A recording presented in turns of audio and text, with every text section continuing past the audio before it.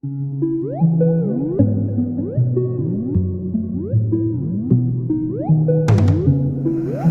it right there, T-Nip.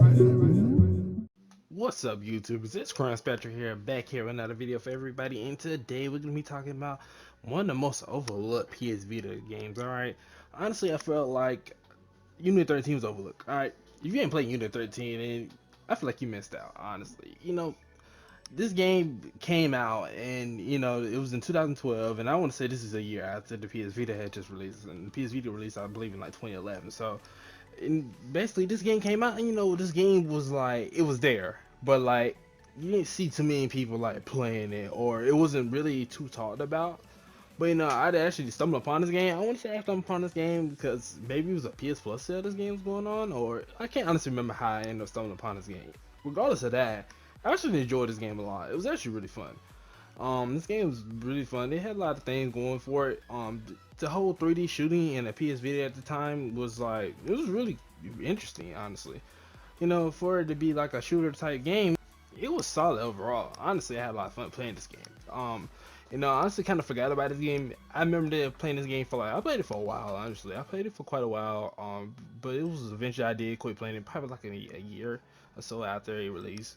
Um, I didn't know though that the actual developers of this game actually ended up like being disbanded. Basically in 2012, the exact year they released this game, was just kind of sad because I honestly never really knew what happened to this game. I didn't the developers just they're just basically gone. Like, not entirely sure what happened to the developers, but they just it was gone the same year they released the game. And I feel like they had something going with this game. This game was actually really interesting. It had a lot of things going for it. Like, you could do stuff with the game, but because it was a 3D type shooter game, you can touch the screen, you can choose weapons. It uses a PS Vita's functions to its fullest. And that's something that I did like about the game. It was able to use the functions of the PS Vita to the fullest when you played this game.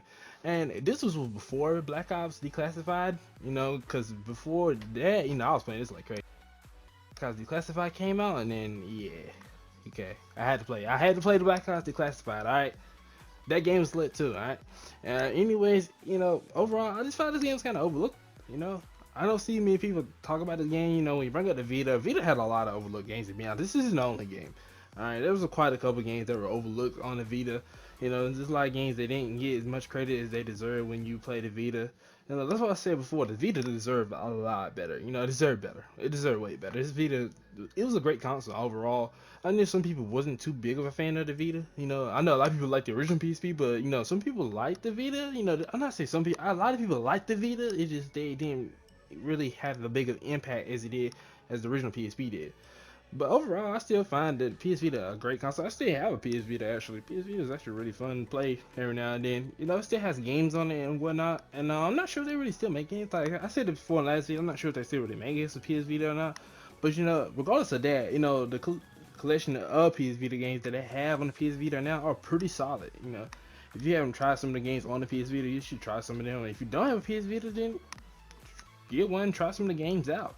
Pretty sure PS Vita these days shouldn't be that pricey. I mean, it's been out since like forever now, so hey.